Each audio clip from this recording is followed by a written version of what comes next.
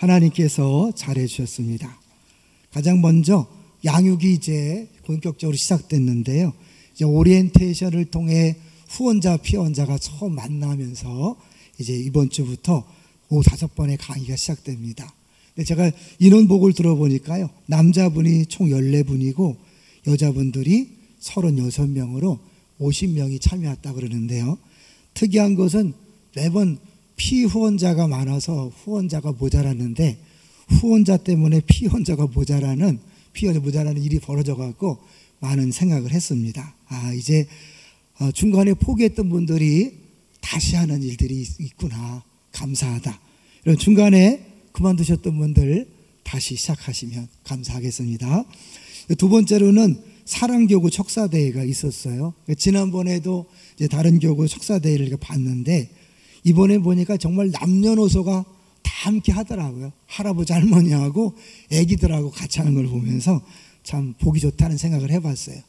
특별히 이번에 장로님들이 마음을 모아서 식사비를 전체 부담했다는 이야기를 들으면서 참 교회가 정말 아름다운 모습으로 가고 있다는 생각이 들어서 감사했고요. 이 사랑교구가 사랑의 반찬 나누기 운동을 하고 있거든요. 근데 이제 그동안 2번 이렇게 전달했다고 하더라고요. 혹시 우리 교육자들이 파악하지 못한 분들이 있다면 말씀해 주십시오.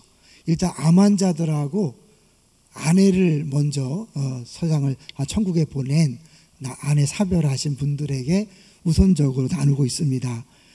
암이 아니더라도 중병에 시달리면서 또 반찬하기 어려운 가정이 있다면 말씀해 주시면 또 같이 섬길 수 있었으면 좋을 것 같습니다.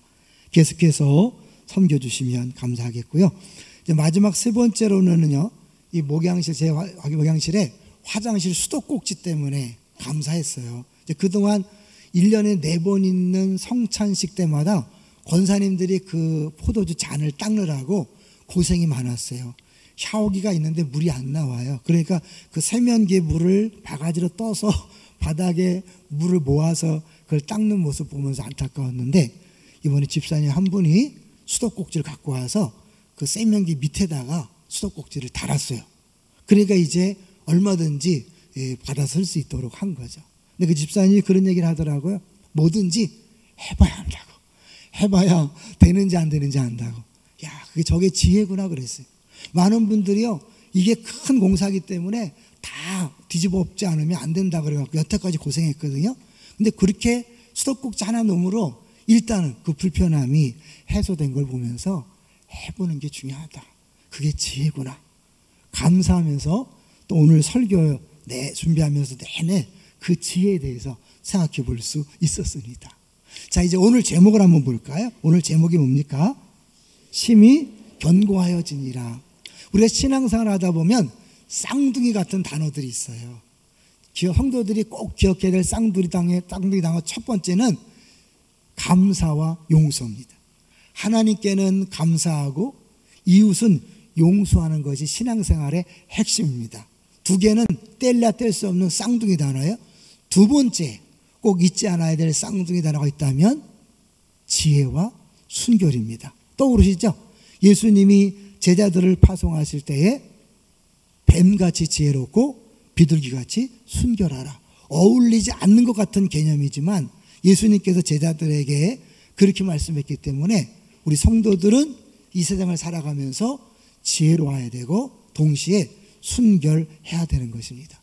그런데 이제 오늘 본문은 그 지혜와 순결이 무엇인지를 구체적으로 보여주는 그림입니다. 자, 이걸 찾아가기 전에 먼저 이제 오늘 본문 이제 19절을 먼저 한번 보겠습니다. 19절 같이 한번 읽어볼까요? 시작. 밧세바가 이에 아도니를 위하여 말하려고 솔로몬 왕에게 이르니 왕이 일어나 영접하여 절한 후에 다시 왕자에 앉고 그의 어머니를 위하여 자리를 베푸니 그가 그의 오른쪽에 앉는지라. 굉장히 솔로몬이 어머니 밧세바에게 공경하는 모습을 볼 수 있죠.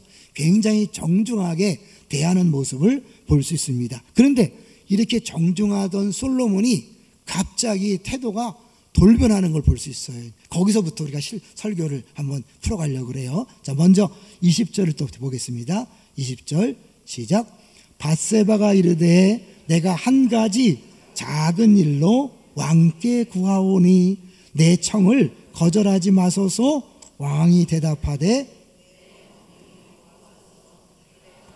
청을 거절하지 아니리다. 이 밧세바는 한 가지 작은 일이라고 그랬어요. 그런데 좀 이따 보면 솔로몬이 막 그야말로 노발대발하거든요. 작은 일이 아닌 거죠. 어마어마하게 큰 일이었던 것을 우리가 볼 수 있습니다. 자, 그러면 어떤 일이길래 이 밧세바는 작은 일로 여겼고 솔로몬은 큰 일로 여겼을까요? 그 내용 21절입니다. 시작. 이르되 청하건대 수넴 여자 아비삭을 아도니아에게 주어 아내로 삼게 하소서. 수넴 여자 아비삭은 누구이고 아도니아는 누군가? 우리가 매일 성경을 한 장씩 읽어왔으면 이해가 될 텐데 잘 안 읽으셨죠? 그래서 어쩔 수 없이 1장으로 한번 가봐야 합니다. 왜냐하면 모르고 들으면 아무 설교가 의미가 없거든요. 여러분 꼭 매일 한 장씩 꼭 읽어오십시오. 자, 1장 1절부터 4절까지 보면 이 여인에 대한 이야기가 나와요. 근데 이게 굉장히 의미가 있거든요. 자, 1장 1절부터 읽어봅니다. 시작. 다윗 왕이 나이가 많아 늙으니 이불을 덮어도 따뜻하지 아니한지라. 연로하신 분들 이해되시죠? 이제 사실은 이제 뭐예요? 거의 죽을 때가 된 거죠. 자, 2절 시작. 그의 시종들이 왕께 아뢰되 우리 주 왕을 위하여 젊은 처녀 하나를 구하여 그로 왕을 받들어 모시게 하고 왕의 품에 누워 우리 주 왕으로 따뜻하시게 하리이다 하고, 이 왕이 이제 전혀 기력이 없어지니까 그 젊은 처녀를 동원해서 기력을 좀 회복시키려고 하는 그런 어쩌면 작전이죠. 그래서 3절 시작. 이스라엘 사방 영토 내에 아리따운 처녀를 구하던 중 수넴 여자 아비삭을 얻어 왕께 데려왔으니 강조점이 아리따운 처녀예요. 다윗의 마음을 혹할 정도로 아름다운 여자를 데리고 온 거죠. 그런데 4절 시작. 이 처녀는 심히 아름다워 그가 왕을 받들어 시중 들었으나 왕이 잠자리는 같이 하지 아니하였더라. 역시 심히 아름다워를 강조합니다. 그러니까 예쁘다는 거죠. 근데 잠자리를 같이 안 한 걸까요? 못한 걸까요? 우리는 이제 못한 것으로 이렇게 봐야 하지요. 근데 이 못한 것 때문에 뭐가 되냐면 나중에 오늘 본문에서 아도니아가 이 여인을 구하는 게 어떻게 보면 정당성이 있지만 그러나 아니라는 거죠. 왜냐하면 어쨌든 잠자리는 가지 하지 않았지만 이 여인은 다윗 왕에게 누가 되는 거예요? 후궁이 되는 거죠. 그러니까 아도니아는 다윗의 아들인데 그럼 어떻게 해요? 자기를 낳지 않았지만 어머니 격인 거죠. 성경에서는 분명히 어머니를 범하면 안 된다라고 분명히 율법에 명하고 있어요. 자, 그런데 오늘 아도니아가 이 밧세바를 통하여 요구한 게 뭐예요? 이 여인을 달라는 거예요. 자, 여기서 이제 우리가 이제 흥미를 유발하기 위해서 다윗은 아들이 몇 명이었을까요? 아들이 몇 명이에요? 잘 모르겠죠? 그러면 솔로몬은 다윗의 몇 번째 아들일까요? 10번째 아들입니다. 그래서 이 역대상 3장 1절부터 9절 적기만 하세요. 적어놓고 나중에 찾아보세요. 역대상 3장 1절부터 9절까지 보면 헤브론에서 6명의 아들을 낳아요. 그리고 이제 온 전국의 이스라엘 왕이 되면서 예루살렘 옮겨서 밧세바를 통해서만 4명을 낳습니다.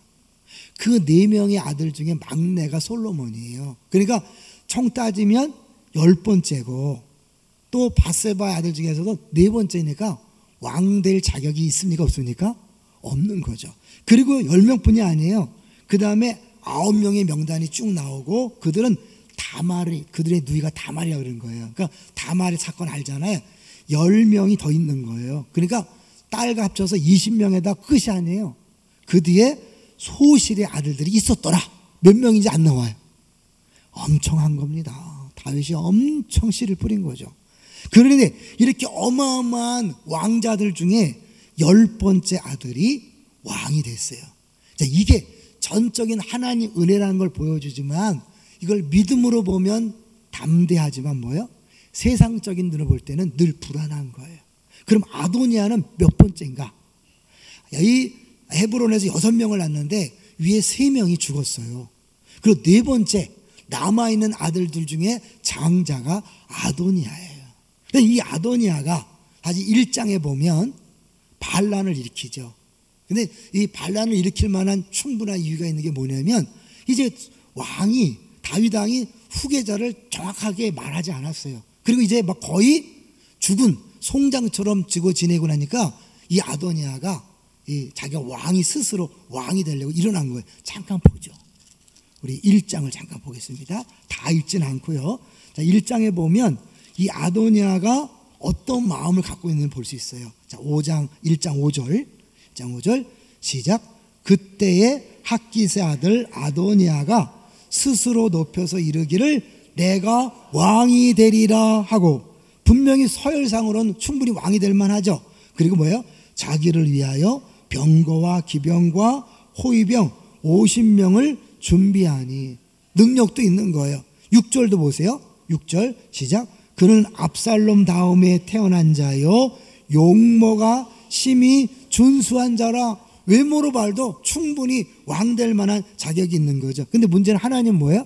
외모를 보지 않는 거죠. 자격을 보지 않고 중심을 보시잖아요. 그의 아버지가 내가 어찌하여 그리하였느냐고 하는 말로 한 번도 그를 섭섭하게 한 일이 없었더라. 그냥 놔뒀다는 표현도 되지만 뒤집으면 뭐예요? 잘했다는 거죠. 그죠? 아버지가 꾸중할 필요 없을 정도로 잘했다. 두 가지 다 볼 수 있는 거예요. 어쨌든 여기 보면은 뭐냐면 이 아도니아가 충분히 자기 생각에 왕이 될 만하다고 느낄 수 있겠다. 그걸 얘기하는 거죠. 실제로 그 주변에 요압이 있고 제사장, 그러니까 사실 군사력과 영적인 제사장까지 다 규합을 해서 잔치를 벌이는 거예요.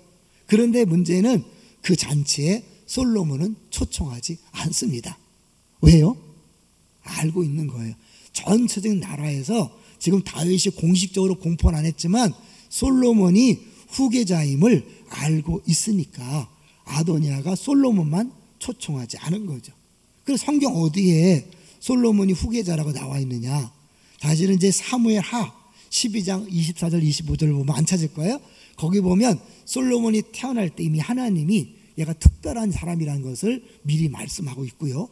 역대상 22장 9절에 가보면 구체적으로 이 솔로몬이 왕이 될 것이다라고 그렇게 말씀하고 있고, 다윗도 그 얘기를 이제 밧세바와 나눴을 거예요. 그러니까 이미 사람들은 다 알게 모르게 다 솔로몬이 후계자인 줄로 알고 있었지만, 워낙 아도니아가 들고 일어나니까 다 글로 몰렸다가 이제 이 나단과 밧세바가 막 이렇게 작전을 펴서 다윗으로 하여금 솔로몬을 왕으로 선포하게 하고 기름 붓게 합니다. 그래서 결론은 이 아도니아는 이제 반역죄로 죽을 위기에 처합니다. 자, 우리 1장 49절 가보세요.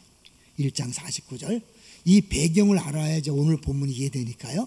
1장 49절 시작. 아도니아와 함께한 손님들이 다 놀라 일어나 각기 갈 길로 간지라. 이들은 다윗이 어느 정도 인정한 줄 알고 다 모여서 막 띵까띵까 하는데 갑자기 누가 와서 솔로몬에게 기름 부어서 솔로몬이 지금 왕이 됐다. 그래서 무슨 일이야? 다 도망간 거죠.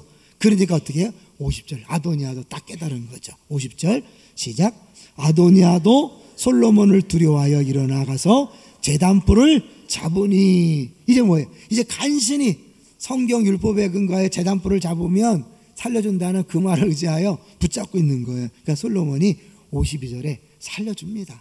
살려주되 단서를 달죠. 52절 시작. 솔로몬이 이르되 그가 만일 선할 사람일진데 그의 머리털 하나도 땅에 떨어지지 아니하려니와 그에게 악한 것이 보이면 죽으리라 하고 단서 달고 53절 사람을 보내요 그를 제단에서 이끌어내리니 그가 와서 솔로몬 왕께 절하매 솔로몬이 이르기를 내 집으로 가라 하였더라.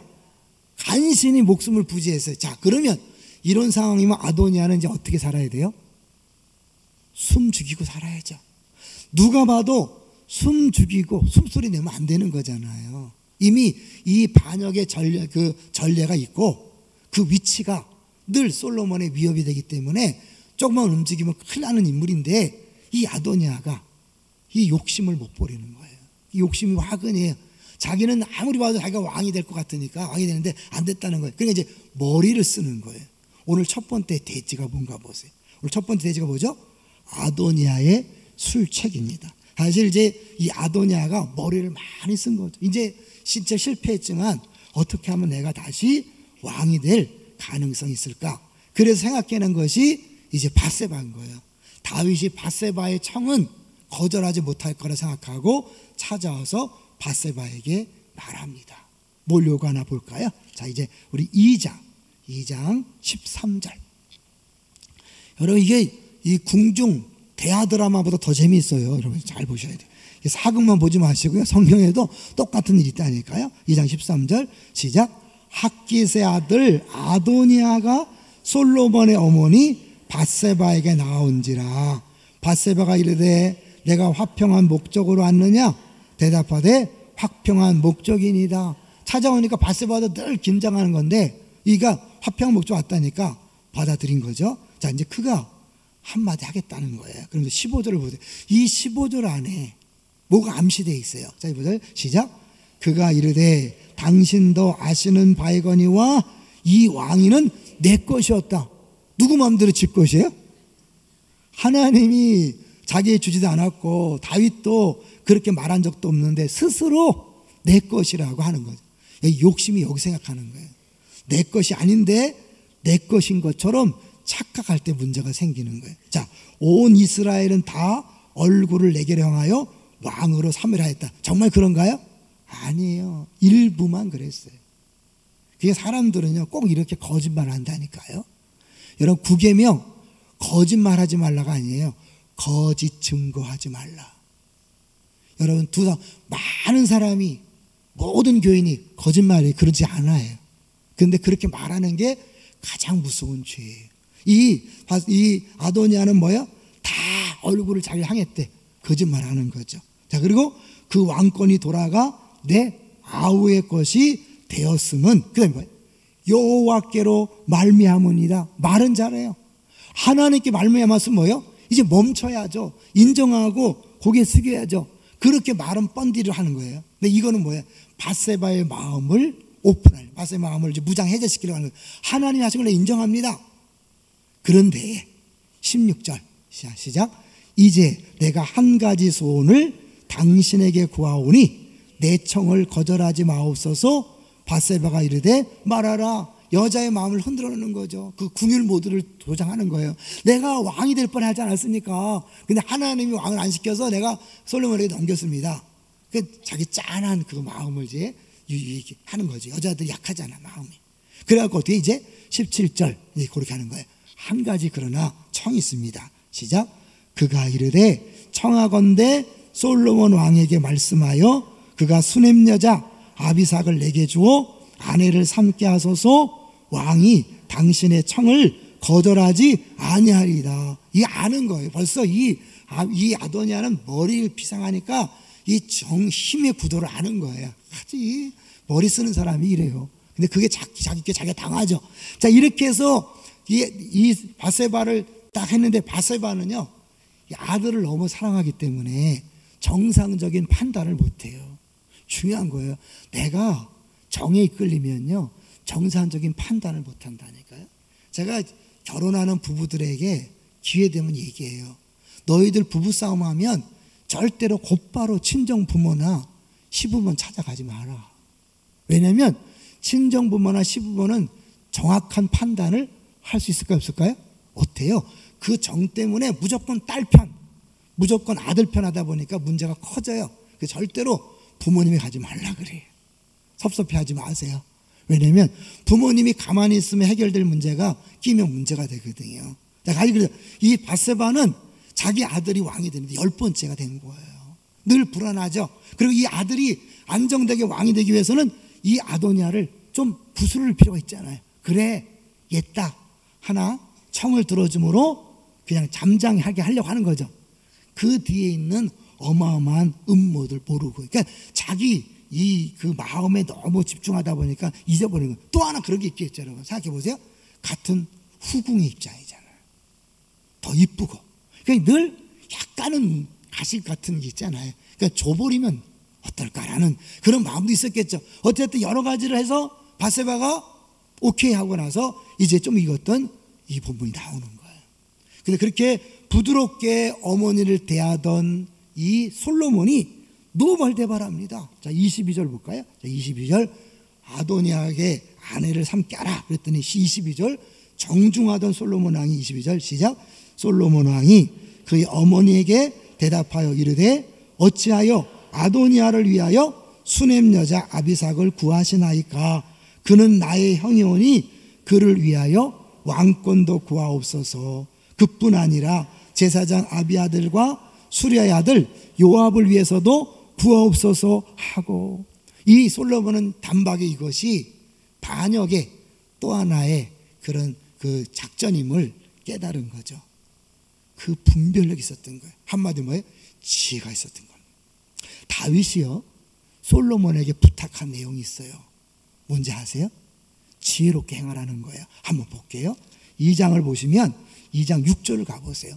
다윗이 이제 죽기 전에 이 솔로몬에게 꼭 부탁한 내용이 있는데 6절 2장 6절 시작 내 지혜대로 행하여 그의 백발이 평안히 스올에 내려가지 못하게 하라. 이 다윗이 제거할 몇 명 임명을 대면서 지혜롭게 행하라 그래. 9절을 가볼까요? 9절 시작 그러나 그를 무죄한 자로 여기지 말지어다 너는 지혜 있는 사람이므로 그에게 행할 일을 알지니 그의 백발이 피 가운데 스올에 내려가게 하라. 이 지혜를 강조하는 이유가 뭘까요?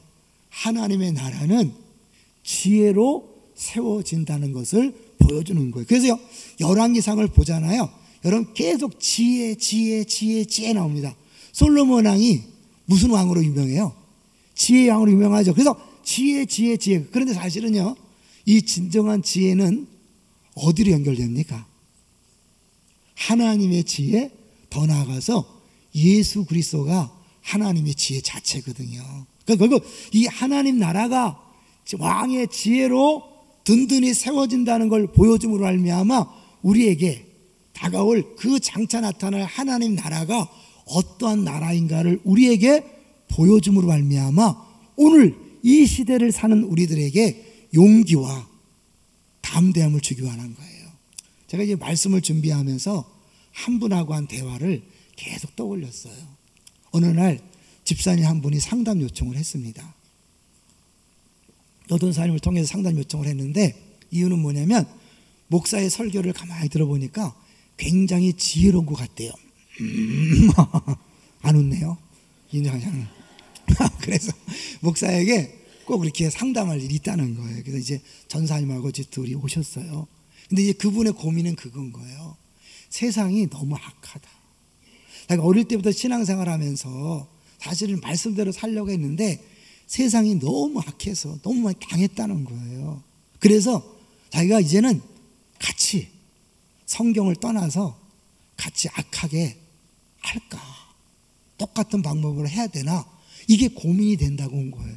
제가 그 얘기를 들으면서 얼마나 힘들었으면 얼마나 고통을 당했으면 저랬을까? 그분만의 이야기가 아닌 것 같았어요.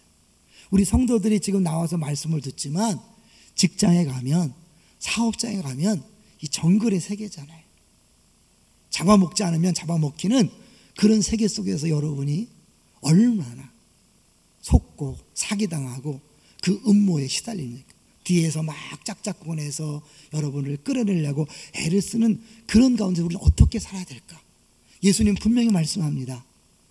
뱀같이 지혜롭고 비둘기같이 순결하라. 그러면 그것과 오늘 본문은 어떤 연관이 있을까?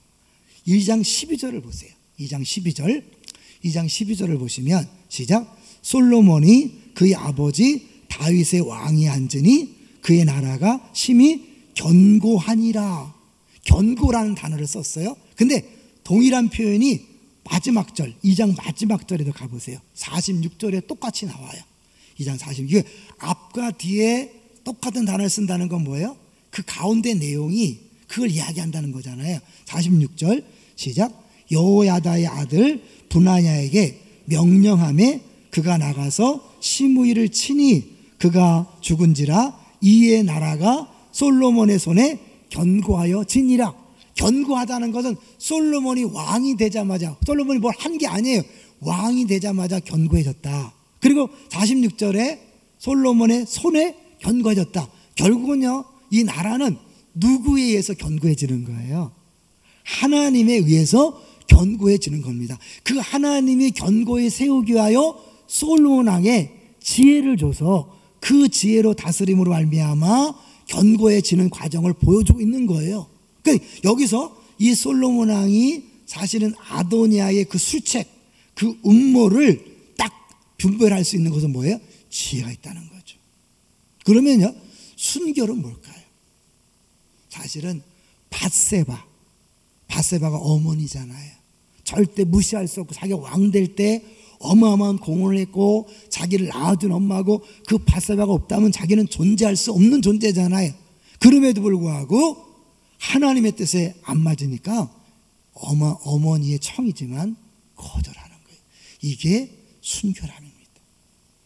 여러분, 교회나 직장이나 사업장에서요, 분명히 틀린지 알아요.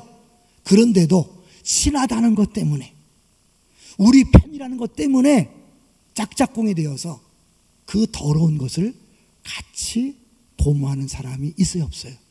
있단 말이에요. 그 얘기를 하는 거예요.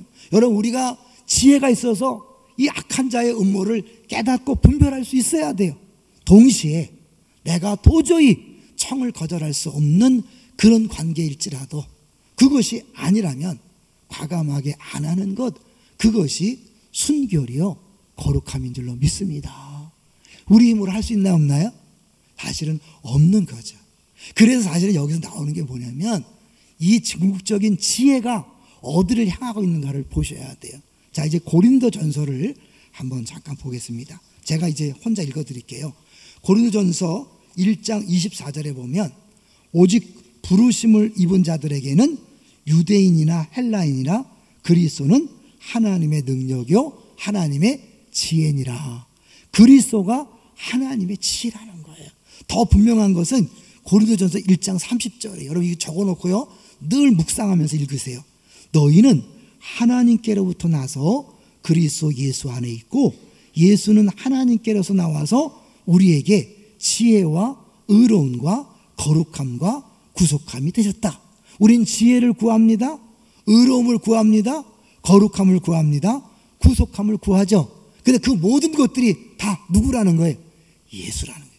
예수님이 지혜이시고 의로움이시고 거룩함이고 구속함이니까 예수를 구하면 다 보너스로 따라오는 거예요. 할렐루야. 그 야고보서에서 지혜를 구하라는 건 그걸 누구를 구하라는 거예요? 예수님을 구하라는 거예요. 그 예수님 지금 어디 계시죠? 내 안에 계신 걸 믿습니까? 정말 믿습니까? 그 예수님이 내 안에 계시다면 여러분 끊임없이 그분에게 자리를 내어드리는 거예요. 주님이 하세요. 이거 그냥 하는 게 아니에요. 그 주님이 지혜로운 왕이시니까 그 지혜로운 왕이 친히 다스리고 통치함으로 하나님 나라가 든든히 세워지도록 그분 앞에 자꾸 맡겨야 되는 거예요. 그럴 때 하나님께서 친히 일하심으로 여러분 두려워하고 염려하는 상황이 사라지는 거예요.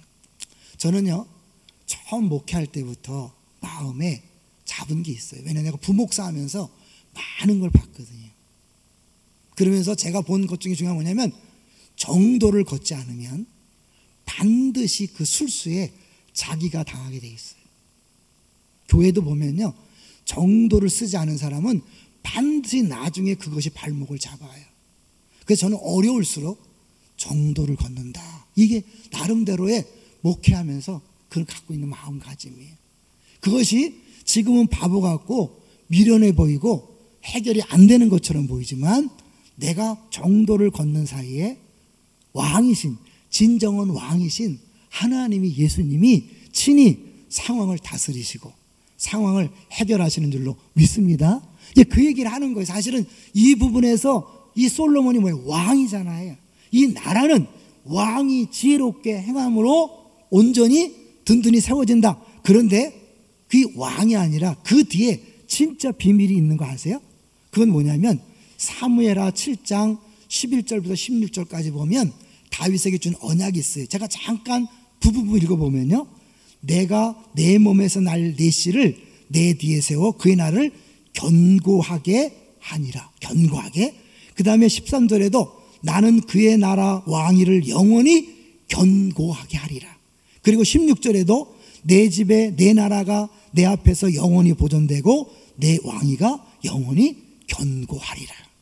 하나님이 견고하게 해주겠다고 약속했고, 그 약속을 이루시기 위하여 세우신 왕에게 지혜를 줌으로 분별하게 하고 그 지혜로 다스림으로 견고케 하는 거예요. 그런데 솔로몬은 초반에는 지혜롭게 잘했지만 나중에 뭐예요? 그 지혜가 넘쳐서 자기 머리를 쓴 거죠. 어떻게 하면 이 나라를 지킬 것인가? 여러분, 아도니아가 결국은 죽게 된 이유가 뭡니까? 나름대로 자기가 머리를 써서 왕이 되고자 했지만 그것 때문에 죽고 말았거든요. 그 욕심의 근본은 뭐예요? 이게 내 나라라는 거예요. 내가 마땅히 왕이 되어야 된다고 생각하는 거예요. 그 욕심이 사실은 뭐예요? 죽음으로 이끄는 거예요. 자, 생각해 보세요. 솔로몬이 몇 번째 아들이라고요? 10번째 아들이. 10번째 아들이 왕이 됐다는 건 뭐예요? 하나님의 나라는, 이 세상의 모든 힘은, 권세는 누가 주는 거예요? 하나님이 주시는 것인 줄로 믿습니다. 그거를 적용해 보세요. 여러분에게 주어진 가정, 직장, 사업장, 교회 내의 직분, 이 모든 것들은 누가 준 거예요? 하나님이 주신 겁니다. 누구 거예요? 하나님의 거예요. 하나님의 것이기 때문에 하나님이 친히 여러분을 통해 영광 받으시고 맡기셨는데, 내 거라고 생각하고 내가 잘해보려고, 내가 잘 지키려고 이 솔로몬이 머리를 쓰는 순간 정략 결혼을 통하여 이방 여인과 결혼을 해서, 물론 그 나라가 쳐들어오진 않았지만 평화가 왔지만 그 여인들이 갖고 온 우상이 이스라엘 전체를 뒤덮는 우상 단지가 되고 마른 거예요. 그 머리를 쓰되 자기가 지키려고 자기 노력으로 잘해보려고 하는 것은 지혜가 아닌 거예요. 그래서 어떻게 해요? 잠언서에 계속 얘기하는 게 뭡니까? 지혜의 근본은 여호와를 경외하는 것이다. 왜 그럴까요? 여러분의 세상, 당신도 그렇게 있으면 안 돼. 같이 마치 맞받아 쳐야 돼. 같이 작전을 짜야 돼. 저 뒤에서 자기네끼리 막 전화하고 자기네끼리 막 거기서 의논하고 막 술수를 쓰고 지금 큰일 날 텐데 어떻게 하는 거야? 그럴 때요, 그들의 뜻대로 되는 것이 아니라 하나님께서 모든 걸 주관하고 있다는 사실을 믿을 때 우리가 담대하게 걸어갈 수 있는 거예요. 저는요, 말씀을 준비하다가 우연한 기회에 마지막 간수라는 영화를 봤어요. 혹시 보셨나요? 마지막 간수. 인터넷에 무료로 배포되고 있어요. 안중근 의사가 이토 히로부미를 죽였는데, 그가 갇혔던 감옥의 간수가 이 안중근 의사를 보고 감동을 받은 거예요. 그 지금까지도 그 자녀까지 이 안중근 열사를 위해서 무슨 뭐 죄를 지낸다나 뭐 그랬는 걸, 그거를 근거로 해서 그 영화를 만들었는데, 거기 보면 이토 히로부미라고 일본에서 최고로 인정하는 사람을 안중근 의사가 러시아에서 죽여버리잖아요. 이게 너무 큰 죄를 졌는데 세계가 다 아는 사건이니까 함부로 대하지 못해요. 그래서 점잖게 대하고, 대신 막 죽이고 싶은데 죽일 수는 없으니까 하다가 음모를 짜는 거예요. 스스로 무덤을 파게 만드는 거예요. 어떻게 하냐면 갑자기 어느 날 한국 사람 면회로 옵니다. 김구 선생이 보냈다고 오는 거예요. 그러면서 탈옥을 합시다. 어차피 여러분 우리 의사는 죽을 테니까 탈옥합시다. 그러면서 꼰총을 들이대고 그 간수한테 죽이겠다고 한 거예요. 근데 그때 안중근 의사가 딱 간수 앞에 딱 씁니다. 나는 이토 히로부미 한 명 죽인 걸로 족하다. 내가 사람을 죽이게 한 것이 아니라 나라를 위한 것이기 때문에 또 다른 사람이 죽는 거 원하지 않는다. 딱 막는 거예요. 그러니까 어쩔 수 없이 이 사람이 도망간 거예요. 나중에 알고 봤더니 일본 정부가 시킨 거예요. 그렇게 탈옥을 시도하게 한 다음에 총을 쏴서 죽임으로 합법적으로 탈옥범을 죽였다. 이런 술수를 쓴 거예요. 그때 그걸 이겨낸 게 뭐예요? 이 안중근 의사는 정도를 간 거죠. 자기 목숨을 구하려고, 자기가 살아나려고 애를 쓰는 게 아니라 마땅히 내가 할 바를 한다. 그렇게 간 거예요. 저는 그걸 보면서요, 오늘 이 다윗이 솔로몬에게 말했던 내용을 한번 생각해 봤어요. 여러분, 2장 2절을 보세요. 이 다윗이 솔로몬에게 죽기 전에 이런 부탁을 합니다. 2장 2절 같이 볼까요? 시작. 내가 이제 세상 모든 사람이 가는 길로 가게 되었노니 너는 힘써 대장부가 되고, 너는 힘써 대장부가 되라. 근데 그 대장부가 된다는 건 뭐예요? 3절이에요. 3절 시작. 내 하나님 여호와의 명령을 지켜 그 길로 행하여 그 법률과 계명과 율례와 준거를 모세의 율법에 기록된 대로 지키라. 그리하면 내가 무엇을 하든지 어디로 가든지 형통할지라. 대장부가 된다는 건 뭐냐면 말씀을 우직하게 지키는 거예요. 세상 사람들을 볼 때는 바보 같은 짓이에요. 지금 저들은 너를 죽이려고 음모를 꾸미고 작전을 짜고 그렇게 하는데 네가 그렇게 가만히 있으면 되냐? 말씀만 붙잡으면 되냐? 계속 이런 소리가 들리는 거예요. 그럴 때 대장부가 되어든 거예요. 당당하게 죽으면 죽으리라. 왜요? 죽음이 끝이 아니니까. 사실 이 본문을 보면은 결국 아도니아의 술책이 통하는 것처럼 보였어요. 근데 결국 뭐예요? 죽었잖아요. 일단 내가 내 일이 된 것처럼 보이지만 잘못된 것은 결국 하나님이 반드시 심판하고, 잘못된 것이 허용된 것처럼 보이지만 결국은 나에게는 하나님의 선이 이루어진다는 걸 보여주는 거예요. 자, 밧세바가 그의 말을 들어줬을 때까지만 해도 자신만만했겠죠. 그런데 그 말을 들어줬기 때문에 그 말이 솔로몬 귀에 들어갔고 그 말 때문에 죽은 거예요. 잘 아셔야 돼요. 하나님이 우리를 지키고 보호하시고 함께 하십니다. 만약에 누군가 뒤에서 음모를 꾸미고 자기들이 작당을 해서 문제를 일으켜서 나에게 어려움이 왔어요. 손해를 봤어요. 사기를 당했어요. 직장에 잘렸어요. 사업이 망했어요. 끝일까요? 아니에요. 하나님이 만약에 그걸 허용했다면 그 뒤에 더 놀라운 계획이 기다리고 있는 줄로 믿습니다. 이걸 믿는 거예요. 하나님의 나라는 하나님이 친히 세워가신다. 사람의 손에 맡기지 않으신다. 지금 어려움과 곤란과 고통과 손해보는 것, 이것도 주님이 아신다. 할렐루야. 그걸 믿기 때문에 나는 정도를 걷는 거예요. 말씀을 지키는 것 어려운 거예요. 남들이 비난합니다. 욕합니다. 자기 마음속에 두려움이 옵니다. 이래도 될 것인가? 이러다 나 정말 끝나는 거 아닌가? 나도 똑같이 악을 대항하고 같이 칼을 들고 총을 들고 싸워야 되지 않는가? 아니라는 거예요. 너는 그때도 대장부가 되라. 이거를 영어 표현이 너무너무 재미나게 해놨어요. 영어 표현은 쇼 보여주라는 거예요. 네가 the man, 네가 남자임을 보여주라는 거예요. 남자다운 게 뭔지 아세요? 큰 소리 치는 게 아니에요. 죽음 앞에서도 말씀을 붙들고 뚜벅뚜벅 걸어가는 게 남자다운 것이고 대장부라고 얘기하는 거예요. 쇼 보여줘라. 하나님께서 지금 우리에게 주시는 고난과 아픔, 그 위기는 많은 사람 앞에 말씀으로 사는 사람, 믿음으로 사는 사람이 어떤 사람인가를 보여주기 위한 또 다른 하나님 뜻이 있는 줄로 믿습니다. 비록 그것이 지금 나를 망하게 하고 손해보게 하고 어렵게 만들지만 결국은 아름다운 결말을 주시고 살아계심을 보여줄 뿐만 아니라 그 상황 속에서도 같이 악을 악으로 대하지 아니하고 순결함을 유지하며 지혜롭게 말씀을 붙잡고 걸어가는 것을 주께서 원하시는 줄로 믿습니다. 여러분, 지금 어렵고 힘든 일을 당할 거예요. 직장 사업장뿐만 아니라 여러분 교회 공동체도 마찬가지입니다. 사단은 어떻게 하든지 교회를 무너뜨리기 원하고 우리 패밀리와 공동체를 무너뜨리려고 여러 가지 수를 쓰고 작전을 짤 수 있어요. 그럴 때 같이 맞서지 마십시오. 같이 악으로 대항하지 마십시오. 여러분, 대장부가 되어서 하나님 말씀을 붙잡고 한 걸음씩 하십시오.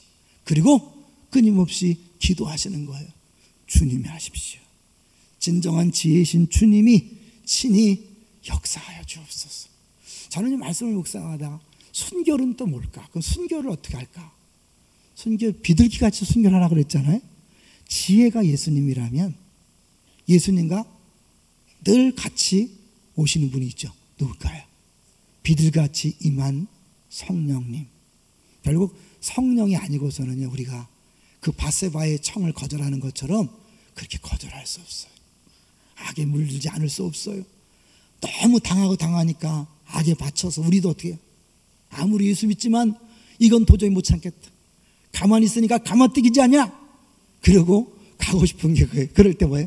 성령께서 우리를 딱 사로잡을 때 그래도 용서하고, 그래도 참고, 그래도 인내하고, 그래도 다른 모습을 보여주고 또박또박 걸어가는 사이에 친히 하나님의 나라를 견고하게 세워가시는 줄로 믿습니다. 저는 안산동산교회에서 그걸 봤어요. 김민지 목사님하고 목회하면서 그걸 봤어요. 지난 13년간 우리 교회를 통하여 하나님이 그렇게 일하시는 것을 봤어요. 우리 성도들이 힘들고 어렵지만 여전히 목사에게 찾아와서 시시비비를 가려달라고 말하지 않고 묵묵히 참고 자기 길을 가는 사람들을 봤어요. 그래서 우리 교회가 이만큼 평안하게 왔습니다. 잘하셨습니다. 앞으로도 여러분 같이 싸우지 마십시오. 악으로 악을 대항하지 마십시오. 여러분 그럴수록 더 말씀을 붙잡으시고 한 걸음 한 걸음 걸어가십시오. 그리고 주님을 구하십시오. 지혜 자체이신 주님을 구하시고 성령님을 구하심으로 친히 하나님이 일하심을 경험함으로 나도 하나님을 경험할 뿐만 아니라 우리 자녀들이, 우리 주변에 연약한 자신자들이 우리 때문에 그래 저게 정답이야, 말씀대로 사는 것 저게 바로 하나님 나라의 삶이야 보여주는 모델과 이정표, 표지판이 되시기를 주의 이름으로 축원합니다.